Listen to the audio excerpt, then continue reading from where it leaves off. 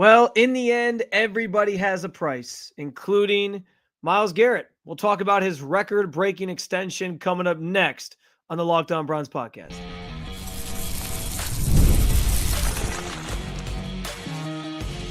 You are Locked On Browns, your daily Cleveland Browns podcast. Part of the Locked On Podcast Network, your team every day. What's up, Dog Pound? I'm Spencer German, your host of the Locked On Browns podcast. I'm probably covering your Cleveland Browns each and every single day in the land and, of course, on the road. Myles Garrett is staying in Cleveland. Yes, you heard that correctly. A stunning turn of events here on Sunday as he has now agreed to terms on a record-setting contract extension. How did we get here? That's what we'll start the conversation here momentarily. How does he move forward? How does the fan base move forward with Myles Garrett? We'll talk about that as well. And this is a big win for Andrew Berry, no matter how you slice it. We'll talk about all those things coming up. But I do want to thank you for being an everydayer with the Locked On Browns podcast and making us your first listen every single day. Remember, you will find Cleveland Browns content on Locked On Browns every week, Monday through Friday, guaranteed with bonus episodes like today.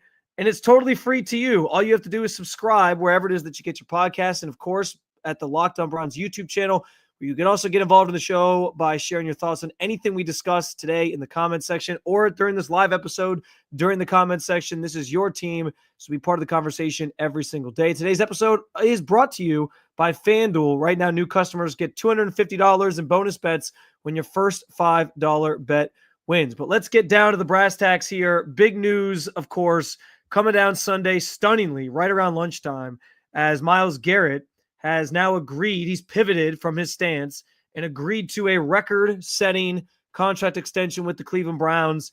It makes him not only the highest-paid defensive player in the NFL, it makes him the highest-paid non-quarterback in the NFL, which is also pretty important to note because, as is the case, we know there's some other big deals that are going to be sort of negotiated here. Jamar Chase is looking for a contract extension. Does he try to one-up Myles Garrett and get a big deal? So this has ripple effects throughout the NFL as well. Micah Parsons is part of this equation because he's looking for a new contract extension with the Cowboys. But the details that we know are this. It's 4 years tacked on to the 2 that he already has left on his contract. $40 million per year on average, $123.5 million guaranteed, with a total of $204.8 million all when it's all said and done. It keeps him in Cleveland theoretically through 2030. But it's also important to know that it has a no trade clause. And I bring that up because that does give him it gives the Browns more leverage in that they control his future for a longer period of time, which is the thing that I have been saying. Why would he sign a contract extension if it's not about the money for weeks now? If it gives the team more control over his future. This is a way to get some control back. Like, this means if at some point down the line he decides I'm going to request a trade again, even maybe as recently as next year, God forbid, if the Browns decide we're going to clean house and we're firing Kevin Stefanski, we're firing Andrew Berry, it's time to move on. Myles might say, I'm not part of this. I don't want to do this. I want out. And he gets more say then in the type of team or what team he decides to go to. And so what I think is interesting about all this is that, of course, the initial reaction becomes, well, it was all about the money. And I even led the show with that. And I do think this does prove that at some point, everybody has a price. Being the highest paid non-quarterback in football is a pretty nice thing to say for Myles. It's a pretty nice feather in his cap in terms of his career. And he's now sets the market for like these top tier players that aren't quarterbacks in terms of what they are worth to their teams. So I do think that's interesting to know and interesting to have that on his resume and be able to say that. At the end of the day, like, listen, money does tend to resolve these things in the NFL, and I think that's important to note. But I do think in his heart of hearts, like, this wasn't about the money when Myles started this conversation. Listen, we followed the conversation. Each and every single one of you followed the conversation. You saw how this played out. You saw him put out the public statement. You saw him go show up at Radio Row and make the stops with Rich Eisen and others and talk about why he was doing this and how it was about winning. He was very adamant that this was not about the money. And even as recently as last week at the NFL Combine, you had the report about how his representation has told the Browns, we don't want to negotiate a contract extension. What it sounds like happened, and I know Mary Kay Cabot of Cleveland.com reported this, based off the conversations with Myles' agent, it sounds like he basically said, you know what, I'm going to change my mind here. I'm going to pivot. I'm happy to stay in Cleveland, especially if that's what they're going to be willing to give me. And so, in some respects, I guess that does mean money eventually talks, and money eventually convinces everybody to do things that maybe they don't want to do. But it does just sound like he had a change of heart, is the way that his agent even put it. So, listen, I can respect the fact that things change, but I still believe in my heart of hearts that when he started this adventure and he started the trade request from the beginning, that he planned on seeing it through to a point where he didn't want to play in Cleveland anymore, and it wasn't about the money. But again, things change. That's life. That's life in the NFL. That's life anywhere. So yeah, I think the money is the thing that obviously changed course here, and they were able to iron things out. I think the no trade clause is an important part of this, like I alluded to, because like I said, that gives him more leverage in a way over his future if he decides to do this again at some point.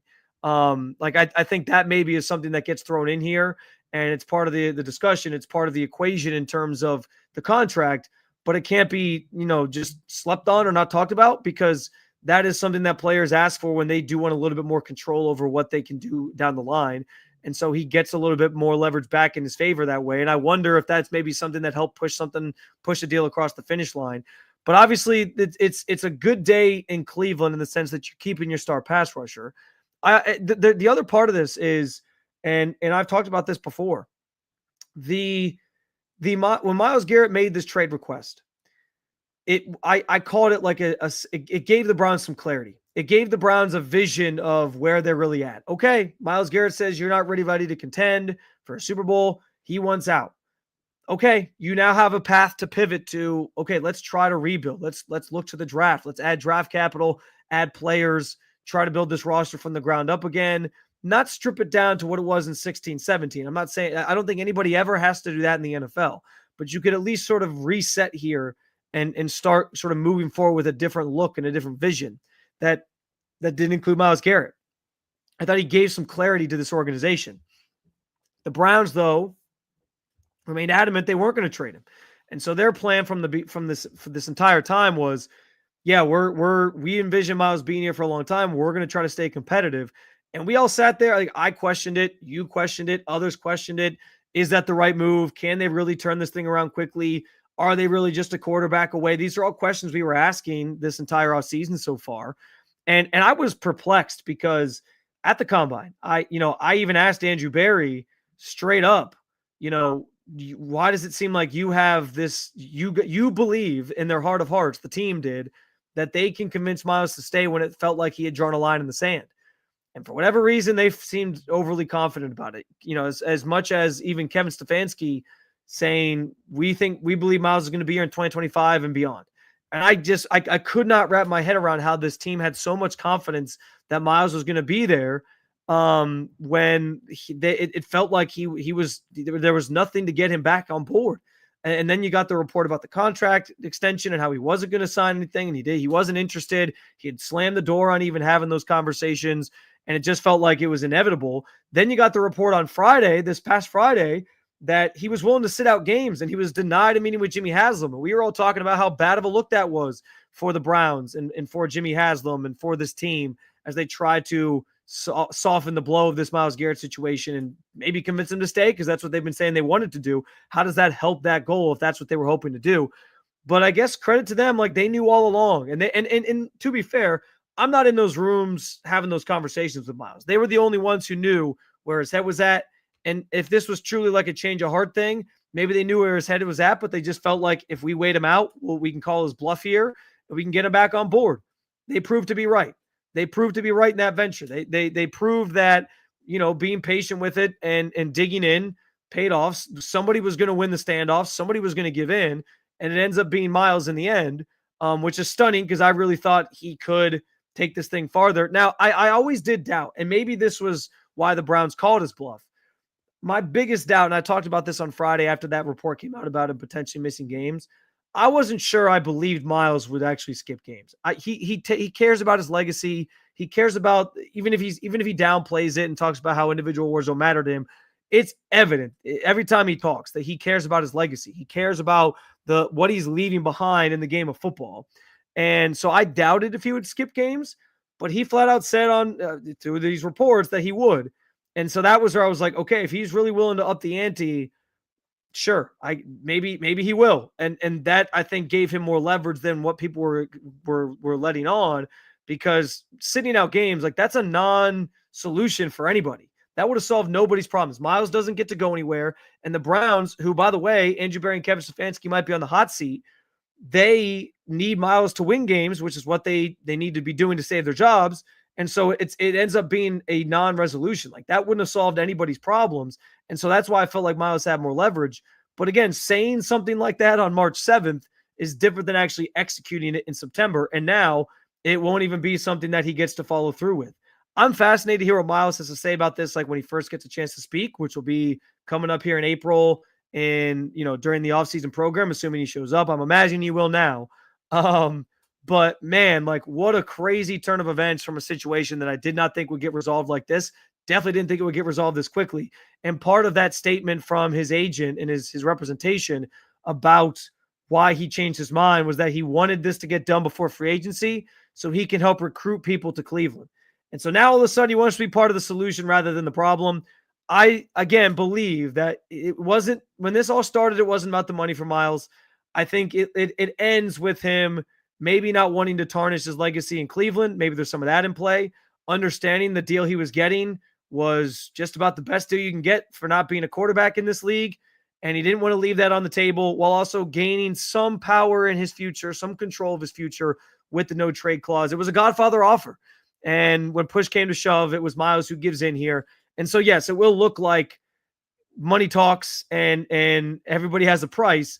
But I think this feels like it was Myles just deciding to change course in terms of the trade request that he had made. I want to talk about the further ripples of this, not at the NFL level. We can say that for another time, but more so here in Cleveland. Like, how does this, how to move forward with the realization that Myles went out and sort of burned some he burned bridges going on Radio Row and doing what he did. How do we all reconcile this? How does the fan base reconcile this? How does Myles reconcile this? We'll talk about all that here coming up next on the Locked On Browns podcast. March Madness is here, and FanDuel is giving you a chance to get in on the action like never before. Right now, new customers can get $200 in bonus bets when your first $5 bet wins. That's $200 to use on everything from buzzer-beating Cinderella stories to even who's cutting down the nets. We know in March Madness, it's all about the upsets. There's you can bet on any of the underdogs that you think have a chance to make a run to the Final Four this year with FanDuel. And they make it easy for you with spreads, totals, and game props. You can stay in on the action all tournament long, from the opening round to the round of 32 to the Sweet 16 to the Elite 8 to the Final Four. Whatever you want to get in on, it's all available to you at your fingertips via the FanDuel app, which is easy to use. And when you win, you get paid instantly. No waiting around. You get your money, you cash out, you're good to go. So visit FanDuel.com to get in on the college hoops action all tournament long. Again, new customers, you can get $200 in bonus bets when your first $5 bet wins. Go find it. Go get involved. Go have some fun during the tournament coming up this month at FanDuel.com.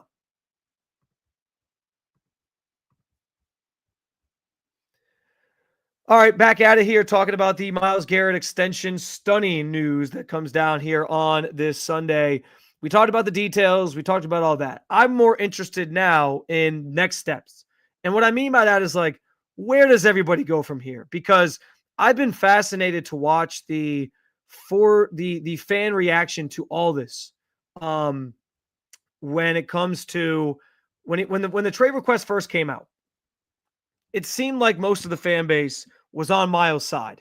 And I could be reading this wrong, but it felt that way to me from the outside looking in, from reactions on Twitter, reaction here to on this podcast, other platforms that I'm on or that I listen to. It seemed like fans kind of generally understood where he was coming from, with a team that obviously had a disastrous season last year, has a lot of money tied up in a quarterback that's probably never going to play for them again, and just everything that had sort of transpired over the last year culminating in this. And it was like, okay, I get it. And then I think what changed the tide here was like 2 days later when he makes his appearance at Radio Row and he jumps on with Rich Eisen and he's talking about LeBron James and consulting with LeBron James and um and basically like you know, making it clear that he's not going back to the Browns no matter what. That was the first moment where he said he was willing to go do whatever it took to get out of Cleveland and get what he wanted. He started talking about quarterbacks that he'd like to play with and all these different things. And I think that's where fans started to say, like, okay, Myles, like you didn't have to make this big dog and pony show at Radio Row at the Super Bowl in New Orleans.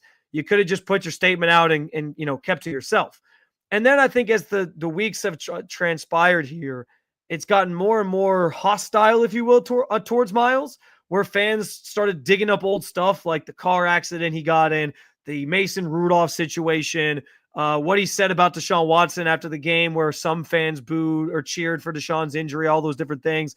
And they started sort of mudslinging Myles about, well, hey, if he doesn't want to be here, fine, screw him. Like it became this battle of like, whose side are you on? Not that it had to, but and listen, I want to be clear. I get where that comes from. Because this team, the Cleveland Browns, first of all, have a super passionate fan base. You're part of it. You know this better than anybody as a fan of this team. And that's at the root of this. But also, this is how sports work, and this is how the NFL works. Like, you are invested in the team, and the players are kind of cogs in that machine. And yeah, the great ones who come through, you love them, you adore them. When they perform for you, for your team, of course they go down as legends and icons and all those things. But it's while they're here on the team that you're largely cheering for them. And when those players retire and move on, it's the team that stays. So I get where fans go back to the thing that they know, the thing that they love, which is the team and the city that it represents, all of that, over just a player and who now is in some people's eyes throwing a tantrum and asking out. I get where all that comes from. But if there's any concern over like where this goes from here, I don't think like this changes anything in terms of the relationship with Myles. Like, and this is like anything in the NFL. If I think Deshaun Watson's a perfect example of this. If Deshaun Watson had come in and actually played good football and been this quarterback he was in 2020, there would have been a lot of people who would have moved past and looked past everything he was accused of. I mean, that's just flat out true. And we do this all the time in sports. We virtue signal about the problem or the issues or the stuff that somebody's done off the field until they start winning. And then we just try to sort of bury it and forget about it. And it makes it easier when they're playing good football or they're playing good for whatever sport they might play. And that's just how these things go. It's just sort of the nature of the beast. And so I think the same thing sort of applies here. Like people, there's always this relationship between fans and players going on, where people are cheering for players on their favorite team without realizing that it's a transactional relationship at its core. It's just built that way. So your support of a player is dictated by them being on your favorite team, and the player being on your favorite team and, being excited about your the fan base or talking nice about the fan base and all those different things is dictated by the player being paid handsomely to do so. So generally, like, a player is only as loyal to the fans as as the team is to their wallet. And that's just life in the NFL. That's just life in sports. So as critical as people might have been during the situation, as much as some of the fan base might have turned on him and been like, fine, Myles, get out of here. I don't think there's going to be any, animosity come April, May, June, training camp season. Like, people will still cheer for Myles Garrett because he's a damn good player. He's one of the best players in football, and he is sticking around. Like, all these things become reconciled at the signing of this extension, and you just keep it moving. And that's how sports tend to work. It's a business at the end of the day, and everybody understands that. And when these things solve themselves like they tend to do, it becomes a non-issue. Do you see Ravens fans, not being supportive of Lamar Jackson because he requested a trade a couple years ago? Do you see Bengals fans I see tons of Bengals fans right now in the camp of pay T. Higgins. He deserves it after he requested a trade, I think, just last year. So, like, these things happen.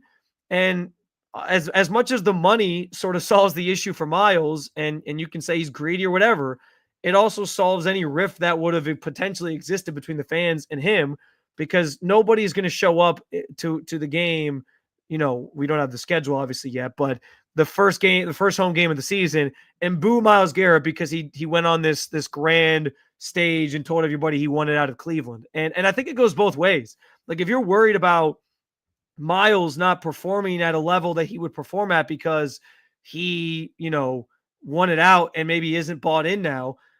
I just told you, like in the statement from his agent, he had a change of heart. He wants to help recruit people to come to Cleveland. So if he's sticking this out, if he's signing this contract, this is his admission that like, all right, I'm in. I'm good. Like he clearly cares about his legacy. He didn't really want to skip games, clearly, and so here he is. He's signed back in and he's back up, and he's going to give you his all. The same way I think fans are going to give it their all cheering for Myles. Like that, I just don't think that we make big deals out of these things in the moment.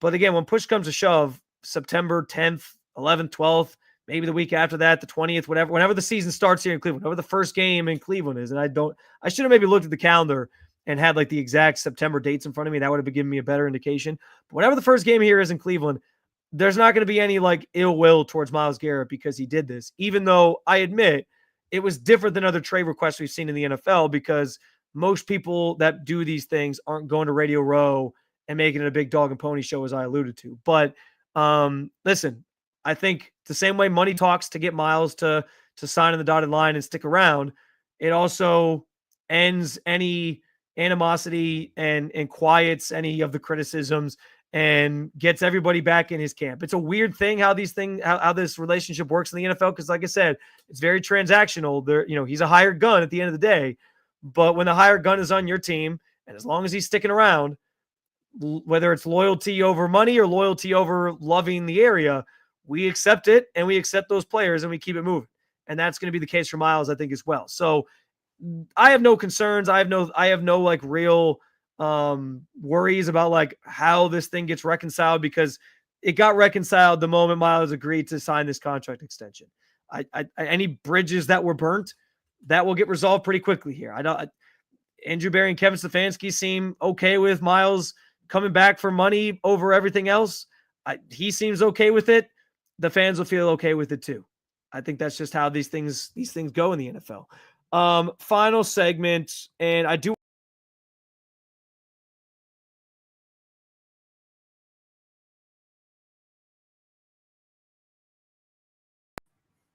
Sorry about that. Final segment, and I do want to get to some of your guys' comments in the comment section.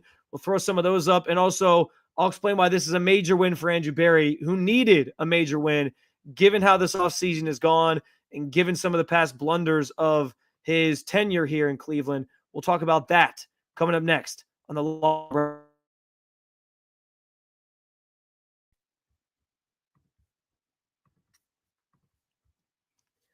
This is a message from our sponsor, Intuit TurboTax. Taxes was waiting and wondering and worrying if you're going to get any money back, and then waiting, wondering, and worrying some more. Now, Taxes is matching you with a TurboTax expert who can do your taxes as soon as today. An expert who gives your taxes their undivided attention as they work on your return while you get real-time updates on their progress so you can focus on your day. An expert who will find you every deduction possible and file every form, every investment, everything with 100% accuracy.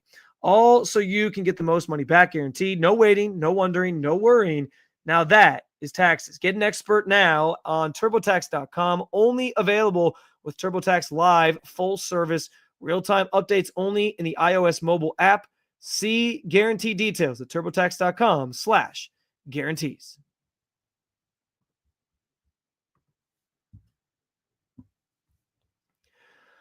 All right, so we talked a lot about this trade, what it means moving forward for the fan base, for the franchise, all those different things. And I do want to get to your comments. There's plenty of people jumping in here, so we'll see what you guys have to say. I think that's always a fun exercise here with these live shows. So we'll get to those here in a moment. But I do want to just emphasize like why this is such a massive win for Andrew Berry. He needed this. He did. Like I didn't buy all offseason them calling Myles bluff. I got the sense of like some overconfidence with him where it seemed like he was solely convinced that Myles Garrett was going to come back. And I just didn't understand how. He kept saying it wasn't about the money. He kept saying it wasn't about, it was about strictly winning.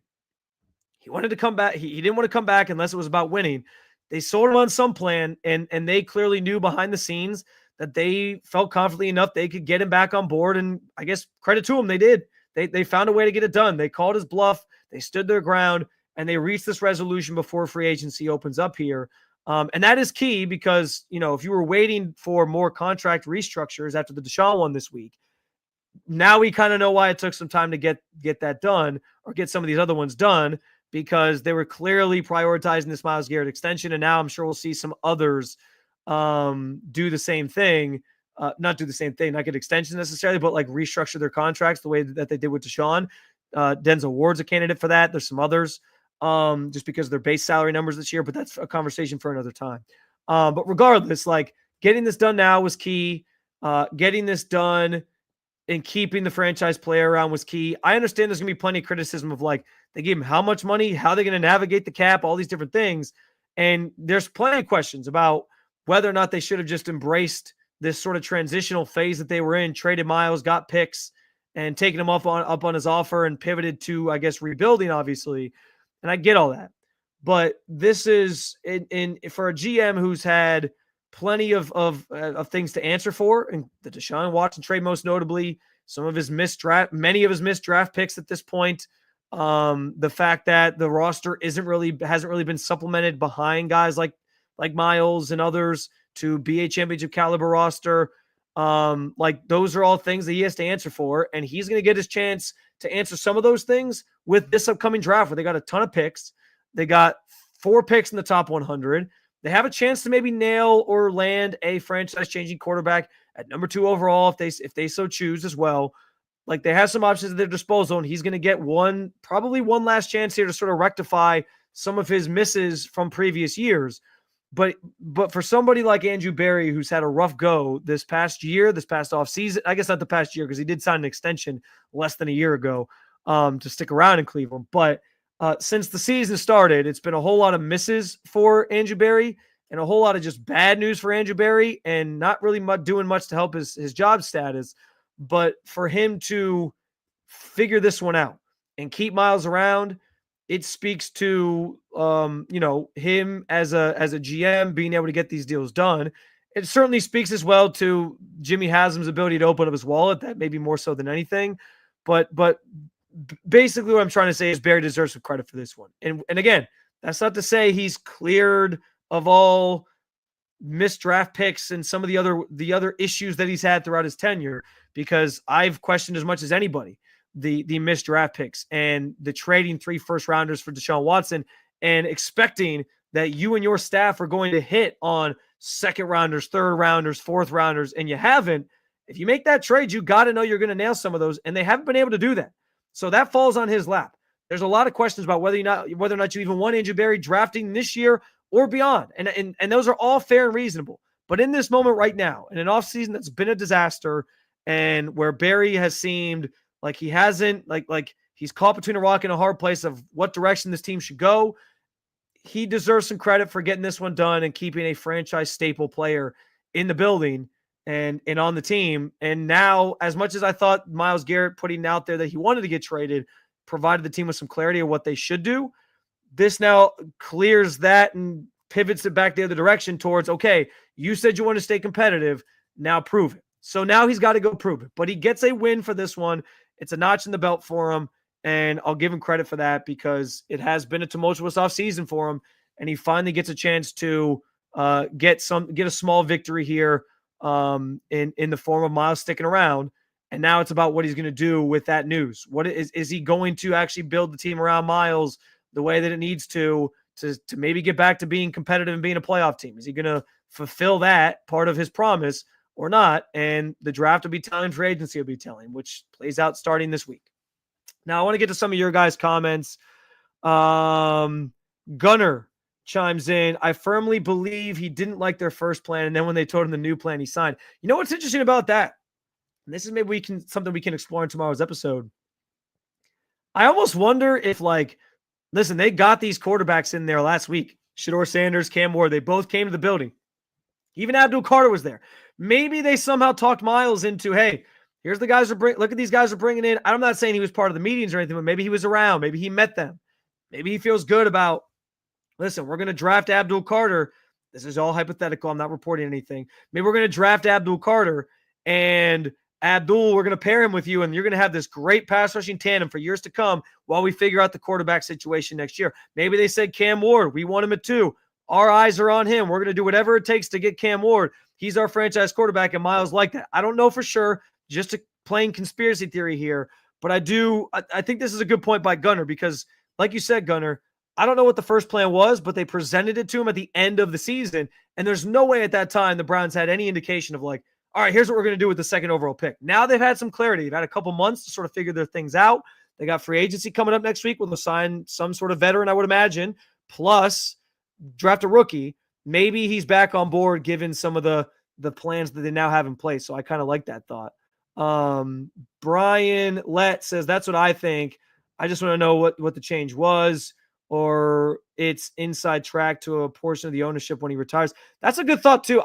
We don't know all the details of the contract at this point. There could be some other, we never get everything fully all the time. I mean, we found out about Kyler Murray's video game clause in his contract later on, I think.